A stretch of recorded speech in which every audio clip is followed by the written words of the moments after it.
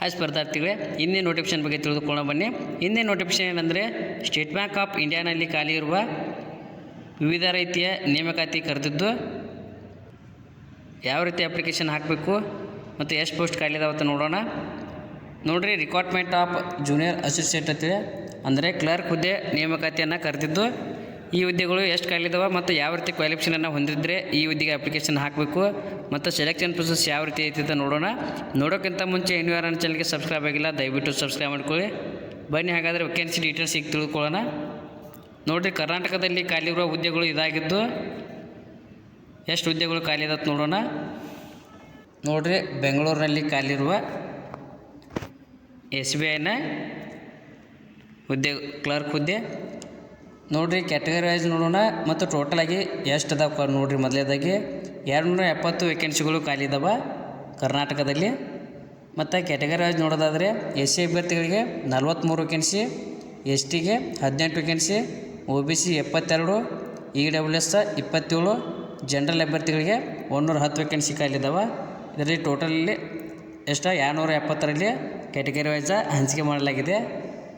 ಮತ್ತು ಎಕ್ಸಾಮ್ ನಿಮ್ಮದು ಕನ್ನಡದಲ್ಲಿ ಇರ್ತದೆ ನೋಡಿ. ಎಕ್ಸಾಮ್ ಕೂಡ ನೀವು ಯಾವ ರಾಜ್ಯಕ್ಕೆ ಅಪ್ಲಿಕೇಶನ್ ಹಾಕ್ತೀರಿ ಅದೇ ರಾಜ್ಯದ ಭಾಷೆಯ ಎಕ್ಸಾಮನ್ನು ನಡೆಸ್ತಾರೆ. ನೋಡಿರಿ, ಈ ಹುದ್ದೆಗೆ ಅಪ್ಲಿಕೇಶನ್ ಹಾಕ್ಬೇಕಾದ್ರೆ ಏಜ್ ಲಿಮಿಟ್ ಯಾವ ರೀತಿ ಐತೆ ಅಂದ್ರೆ, ಏಜ್ ಲಿಮಿಟನ್ನು 1/4/2025 ಕೊನೆಯ ದಿನಾಂಕದಿಂದ ಏಜನ್ನು ಅಪ್ಲಿಕೇಬಲ್ ಮಾಡ್ತಾರೆ. ನೋಡಿರಿ, 20 ವರ್ಷದಿಂದ 28 ವರ್ಷದ ಒಳಗಿನ ಅಭ್ಯರ್ಥಿಗಳು ಈ ಹುದ್ದೆಗೆ ಅಪ್ಲಿಕೇಶನನ್ನು ಹಾಕ್ಬೋದು. ಮತ್ತು ಜಾಸ್ತಿ ಆದ ಅಭ್ಯರ್ಥಿಗಳು ಕೂಡ ಅಪ್ಲಿಕೇಶನ್ ಹಾಕ್ಬೋದು. ಯಾವ ರೀತಿ ಅಂದರೆ ಏಜ್ ರಿಲ್ಯಾಕ್ಸೇಷನ್ಸನ್ನು ಅಪ್ಲೈ ಮಾಡೋದ್ರ ಮೂಲಕ. ಏಜ್ ರಿಲ್ಯಾಕ್ಸೇಷನ್ಸ್ ಯಾವ ರೀತಿ ಐತೆ ನೋಡಿರಿ. ಕ್ಯಾಟಗರಿ ವೈಸ್ ನೋಡೋದಾದರೆ OBC ಅಭ್ಯರ್ಥಿಗಳಿಗೆ 3 ವರ್ಷ, SC ST ಆಗಿದ್ದರೆ 5 ವರ್ಷ, ಮತ್ತು PWBD ಜನರಲ್ ಮತ್ತು EWS ಆಗಿದ್ದರೆ 10 ವರ್ಷ ಏಜ್ ರಿಲ್ಯಾಕ್ಸೇಷನ್ಸ್ ಇರುತ್ತೆ. ಮತ್ತು PWBDಯಲ್ಲಿ OBC ಅಭ್ಯರ್ಥಿಗಳಾಗಿದ್ದರೆ 13 ವರ್ಷ ಏಜ್ ರಿಲ್ಯಾಕ್ಸೇಷನ್ಸನ್ನು ಕೊಡ್ತಾರೆ. ಮತ್ತು PWBDಯಲ್ಲಿ SC ST ಆಗಿದ್ದರೆ ಅವರಿಗೆ 15 ವರ್ಷ ಏಜನ್ನು ಸಡಿಲಿಕೆಯನ್ನು ನೀಡ್ತಾರೆ. ಮತ್ತು ಸರ್ವಿಸ್ ಮ್ಯಾನ್ ಅಭ್ಯರ್ಥಿಗಳಿಗೆ ಸೇವೆಯಲ್ಲಿ ಸಲ್ಲಿಸಿದ 3 ವರ್ಷ ಹೆಚ್ಚಿನ ಅವಧಿಯನ್ನು ನೀಡ್ತಾರೆ. ನೋಡಿರಿ, ಆಲ್ ಓವರ್ ಇಂಡಿಯಾದಲ್ಲಿ 5180 ವೇಕೆನ್ಸಿ SBI ಕ್ಲರ್ಕ್ ಹುದ್ದೆ ಖಾಲಿ ಇದ್ದು, ಕ್ಯಾಟಗರಿ ವೈಸ ನಾವು ನೋಡಿದ್ದು ಕರ್ನಾಟಕದಲ್ಲಿ 270 ವೇಕೆನ್ಸಿ ಮಾತ್ರ ಖಾಲಿ ಇದೆ. ಆದರೆ ಇಡೀ ಭಾರತದಲ್ಲಿ 5180 ವೇಕೆನ್ಸಿಗಳು ಖಾಲಿ ಇದ್ದಾವೆ. ನೋಡಿರಿ, ಕ್ಯಾಟಗರಿ ವೈಸ ಆಲ್ ಓವರ್ ಇಂಡಿಯಾದಲ್ಲಿ ಎಷ್ಟು ಹುದ್ದೆಗಳು ಖಾಲಿ ಇದಾವೆ ಅಂದರೆ, SC ಅಭ್ಯರ್ಥಿಗಳಿಗೆ 788 ಹುದ್ದೆಗಳು ಖಾಲಿ ಇದ್ದರೆ, ST ಅವರಿಗೆ 450 ವೇಕೆನ್ಸಿಗಳು ಖಾಲಿ ಇದ್ದಾವೆ. ಇನ್ನು OBC ಅಭ್ಯರ್ಥಿಗಳಿಗೆ 1179 ವೇಕೆನ್ಸಿಗಳು ಖಾಲಿ ಇದ್ದು, ಇನ್ನು EWS ಅಭ್ಯರ್ಥಿಗಳಿಗೆ 508 ಹುದ್ದೆಗಳು ಖಾಲಿದೆ. ಇನ್ನು ಜನರಲ್ ಅಥವಾ UR ಕ್ಯಾಂಡಿಡೇಟ್ಗೆ 2255 ವೇಕೆನ್ಸಿಗಳು ಖಾಲಿ ಇದ್ದಾವೆ. ಈ ಹುದ್ದೆಗೆ ನೀವು ಅಪ್ಲಿಕೇಶನನ್ನು ಹಾಕಬೇಕಾದ್ರೆ ಅಪ್ಲಿಕೇಶನನ್ನು ಆನ್ಲೈನ್ ಮೂಲಕ ಅಪ್ಲಿಕೇಶನ್ ಹಾಕ್ಬೋದಾಗಿರ್ತದೆ. ನೋಡಿರಿ, ಇನ್ನು ಸೆಲೆಕ್ಷನ್ ಪ್ರೊಸೆಸ್ ಯಾವ ರೀತಿ ಇರ್ತದೆ ನೋಡಿರಿ. ಸೆಲೆಕ್ಷನ್ ಪ್ರೊಸೆಸ್ SBIನಲ್ಲಿ 2 ರೀತಿ ಎಕ್ಸಾಮ್ ನಡೆಸ್ತಾರೆ. ಮೊದಲೇದಾಗಿ ಪ್ರಿಲಿಮಿನರಿ ಎಕ್ಸಾಮ್ನ ಅಂತೇಳಿ ನಡೆಸ್ತಾರೆ. 2ನೇದು ಮೇನ್ಸ್ ಎಕ್ಸಾಮ, 3ನೇದು ಲ್ಯಾಂಗ್ವೇಜ್ ಎಫಿಷಿಯನ್ಸಿ ಟೆಸ್ಟ್ ಅಂತೇಳಿ ನಡೆಸ್ತಾರೆ. ಅಂದರೆ ನೀವು ಯಾವ ರಾಜ್ಯಕ್ಕೆ ಅಪ್ಲಿಕೇಶನ್ ಹಾಕಿರ್ತೀರಿ ಆ ರಾಜ್ಯದ ಆಡಳಿತ ಭಾಷೆಯಲ್ಲಿ ಎಕ್ಸಾಮನ್ನು ಇಡ್ತಾರೆ. ನೋಡಿರಿ, ಸೆಲೆಕ್ಷನ್ ಪ್ರೊಸೆಸ್ 1ನೇದಾಗಿ ಪ್ರಿಲಿಮಿನರಿ ಎಕ್ಸಾಮ್ ಯಾವ ರೀತಿ ಸಬ್ಜೆಕ್ಟನ್ನು ಒಳಗೊಂಡೈತಂದ್ರೆ,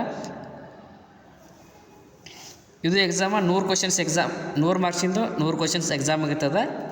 ನೋಡಿರಿ, ಇಂಗ್ಲೀಷ್ ಲ್ಯಾಂಗ್ವೇಜ ಇದು ಇಂಗ್ಲೀಷ್ ಮೀಡಿಯಮ್ನಲ್ಲಿ ಇರುತ್ತೆ. ಉಳಿದಿದ್ದು ನೀವು ಯಾವ ಸಬ್ಜೆಕ್ಟನ್ನು ಸೆಲೆಕ್ಟ್ ಮಾಡ್ತೀರಿ ಆ ಸಬ್ಜೆಕ್ಟ್ನಲ್ಲಿ ಉಳಿದ ವಿಷಯದಲ್ಲಿ ಎಕ್ಸಾಮ್ ಇರ್ತದೆ. ನೋಡಿರಿ, 30 ಕ್ವಶನ್ಸ್ ಇರ್ತವೆ, 30 ಮಾರ್ಕ್ಸ, 20 ನಿಮಿಷ ಕಾಲಾವಕಾಶ. 2ನೇದಾಗಿ ನ್ಯೂಮರಿಕಲ್ ಅಬಿಲಿಟಿ, ಇದು 35 ಮಾರ್ಕ್ಸಿಂದ ಇರುತ್ತೆ, 35 ಕ್ವಶನ್ಸ, 20 ನಿಮಿಷ ಟೈಮ.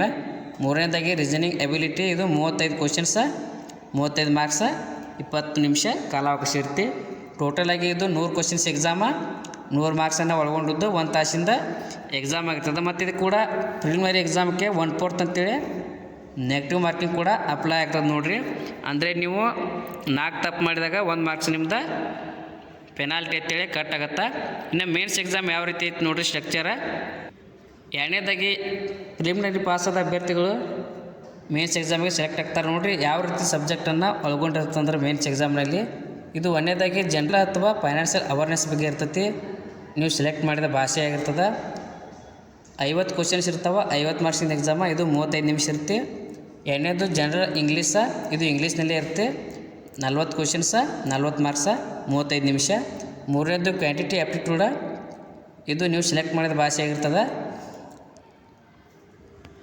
ಮತ್ತು 50 ಕ್ವಶನ್ಸ, 50 ಮಾರ್ಕ್ಸ, 45 ನಿಮಿಷ ಇರುತ್ತೆ. ನಾಲ್ಕನೇದಾಗಿ ರೀಸನಿಂಗ್ ಎಬಿಲಿಟಿ ಮತ್ತು ಕಂಪ್ಯೂಟರ್ ಆ್ಯಪ್ಟಿಟ್ಯೂಡ್ ಇರ್ತೈತಿ. ಇದು 50 ಕ್ವಶನ್ಸ್, 60 ಮಾರ್ಕ್ಸ್ ಇರುತ್ತೆ. ಟೈಮಿಂಗ್ ಬಂದುಬಿಟ್ಟು 45 ನಿಮಿಷ ಇರುತ್ತೆ. ಟೋಟಲಾಗಿ ಕ್ವಶನ್ಸ್ ನೋಡೋದಾದರೆ 190 ಕ್ವಶನ್ಸ್ ಇದ್ದು 200 ಮಾರ್ಕ್ಸಿನ ಎಕ್ಸಾಮ್ ಇದಾಗಿರ್ತದೆ. ಇದು ಟೈಮಿಂಗ್ ಬಂದುಬಿಟ್ಟು 2 ತಾಸು 40 ನಿಮಿಷ ಕಾಲಾವಕಾಶನ ಕೊಟ್ಟಿರ್ತಾರೆ. ಮೇನ್ಸ್ ಎಕ್ಸಾಮ್ನಲ್ಲಿ ಕೂಡ 1/4 ನೆಗೆಟಿವ್ ಮಾರ್ಕ್ ಅಪ್ಲೈ ಆಗ್ತದೆ ನೋಡಿರಿ.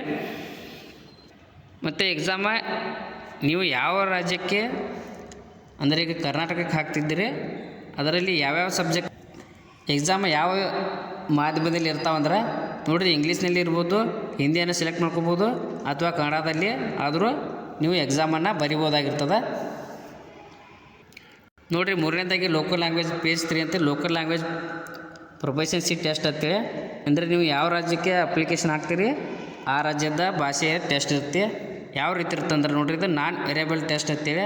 ಇದು ಆಬ್ಜೆಕ್ಟಿವ 3 ಪ್ಯಾಸೇಜ್ ಇರ್ತಾವೆ, 15 ಕ್ವಶನ್ಸ, 15 ಮಾರ್ಕ್ಸ್ ಇರುತ್ತೆ. Subject 3 passage, 15 questions, 15 marks. ಟೋಟಲಾಗಿ ಇದು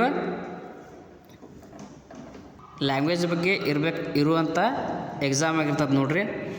ಇನ್ನು ಈ ಹುದ್ದೆಯಲ್ಲಿ ನೌಕರರಿಗೆ ಸಿಗುವ ಸ್ಯಾಲ್ರಿ ಯಾವ ರೀತಿ ಐತೆ ಅಂದ್ರೆ 24,050 ರೂಪಾಯಿಂದ 64,480 ರೂಪಾಯಿವರೆಗೂ ಸ್ಯಾಲ್ರಿ ಸಿಗತ್ತೆ.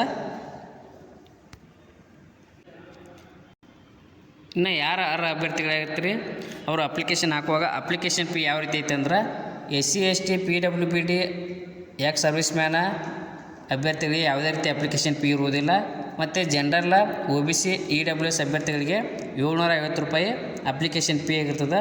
ನೀವು ಯಾವ ರೀತಿ ಅಪ್ಲಿಕೇಶನ್ ಹಾಕ್ಬೇಕಂದ್ರೆ ಅಪ್ಲಿಕೇಶನನ್ನು ಮಸ್ಟ್ ಆ್ಯಂಡ್ ಆನ್ಲೈನಲ್ಲಿ ಅಪ್ಲಿಕೇಶನ್ ಹಾಕಬೇಕಾಗಿರ್ತದೆ. ನೋಡಿರಿ, ಆಫೀಷಿಯಲ್ ವೆಬ್ಸೈಟ್ ಅದ, SBI ಆಫೀಷಿಯಲ್ ವೆಬ್ಸೈಟ್ಗೆ ಹೋಗಿ ನೀವು ಅಪ್ಲಿಕೇಶನನ್ನು ಹಾಕ್ಬೋದಾಗಿರ್ತದೆ. Thank you. ಇನ್ನೂ ಯಾರು ನನ್ನ ಚಾನಲ್ಗೆ ಸಬ್ಸ್ಕ್ರೈಬ್ ಆಗಿಲ್ಲ, ದಯವಿಟ್ಟು ಸಬ್ಸ್ಕ್ರೈಬ್ ಮಾಡ್ಕೊಳ್ಳಿ. ಮುಂದೆ ಯಾವುದೇ ಜಾಬ್ ಬಗ್ಗೆ ನಾನು ತಿಳಿಸಿದಾಗ ನಿಮಗೆ ನೋಟಿಫಿಕೇಷನ್ ಮೂಲಕ ತಿಳಿದು ಬರುತ್ತದೆ.